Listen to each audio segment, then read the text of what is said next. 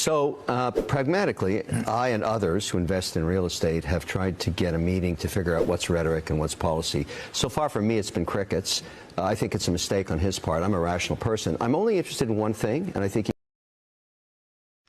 you stupid piece of shit. Oh my God. The Shark Tank, Kevin O'Leary, one of the world's stupidest and most abrasive billionaires. Yeah. He has to address this.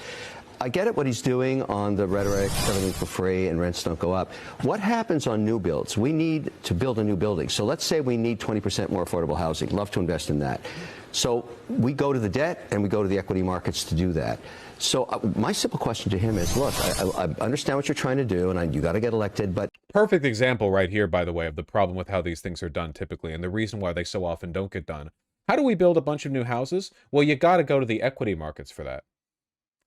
No, no, actually. What you have to do is go to the construction companies. I understand this is a kind of like, it sounds like an ignorant position or sort of ignorant to the nuance, but fundamentally, the moment you begin viewing housing as a financial asset, you're already fucked. You're already fucked. That is, securing funding is important, sure, but like the idea should be like the funding is built into the construction. If you build new houses in New York City, they will sell at a profit. You're not gonna, I promise you, there is no way on God's green earth that construction companies are going to build new buildings in New York City and then somehow not turn a profit on their sale. 0% chance, you know? So we don't, like, you don't have to approach this from like a financial perspective to secure the funding. It exists built into the system.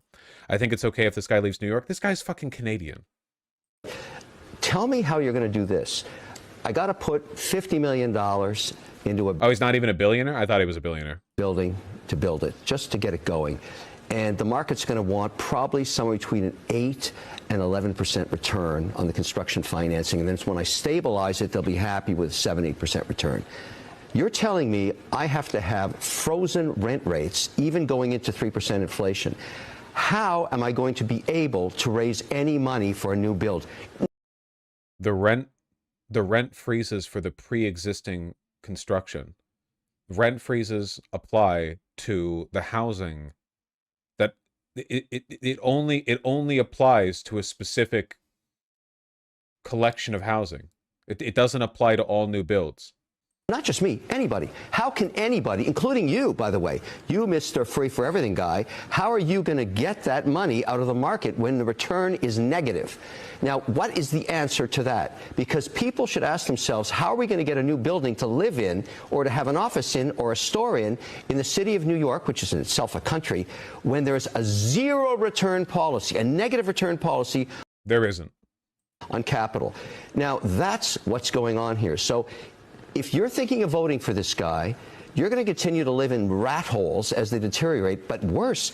This is an older clip, isn't it? This is an older clip, I believe. There'll be no new builds. Right. Zero. Yeah. So I think he should, maybe not me, doesn't want to talk to me, no problem. Well, he doesn't want to talk to you because he can't answer that question. Like, well, there's no answer to the question you just posed to him. I've got, what I want to do is sit him down and say, look, I got millions of followers, great American entrepreneurs, families, millions of them. You don't have to go on TV and talk about this.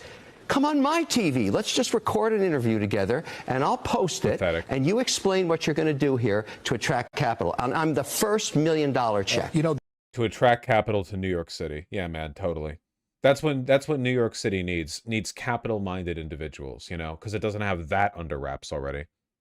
Here's a thought: provide housing as a service, not a business. Look, we managed to build housing, new housing for people, long before modern financing existed. It's not that difficult. Construction companies build houses, and then those houses are well, the land is owned already, but once the land rights are secured and all the zoning and permitting and so on, the construction companies build the houses there. The construction companies make a profit because they are paid more to build those houses than the houses cost in labor and materials to build. And then you have empty houses, which can then be rented out or used for a wide variety of purposes. We've been doing this for thousands and thousands of years. The idea that in New York City you have an absence of capital investment is fucking ridiculous. Yeah, man, nobody's invested. There's no money to be made building new housing in New York City. What are you talking about, dude? You sound insane. NYC is constantly building new apartments. The problem is they're all like $3,000 a month. They might have some affordable units, but affordable in NYC is like $1,700 per month. $1,700 per month in New York City is pretty good. Like the Mamdani can't change the fact that there is still a fundamental law of supply and demand going on here, right? Like the more desire there is to move to New York City, which there will always be a huge desire for people to move to New York City, the more upward pressure there's going to be on the prices. That's a fact you can't really change, you know?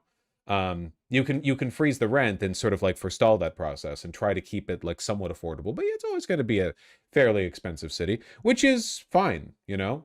It's fine, I guess, in the sense that it's kind of like an unalterable law of housing unless you decommodified it fully, which he, of course, does not have the power to do. It's fine so long as it's also a high-wage city. Of course. You need to balance that effect out, 100%. Still plenty of room for housing in NYC. Even without expanding the borders of the city, you could fit 40, 50 million people there if you wanted to. You just had to, you would have to, you know, Kowloon the walled city, that shit. Huge chunk of the city is still single-family homes. Yeah. NYC zoning map. People always think about Manhattan, but Manhattan's just a tiny portion of New York City. You know, New York City is majority not Manhattan. My tummy hurts. I'm not sure why. Very unfortunate. Needs a belly rub. I don't know if I've ever had a tummy ache that was actually solved by a belly rub. I don't think that's ever actually helped anything. Too much tuna slop? That's not true. Governor Kathy Hochul under a palm tree in Puerto Rico is greeted with chants of tax the rich when she enters. I hear you, she says, adding she's the type of person who, the more you push me, the less I'm going to do what you want. Does she not realize how replaceable she is? She is very replaceable unless she bends the knee to Mamdani. Mamdani is much more popular than she is. And now that Mamdani is the mayor-elect, he could do so much to destabilize her and decrease the likelihood of her winning if she's challenged, you know?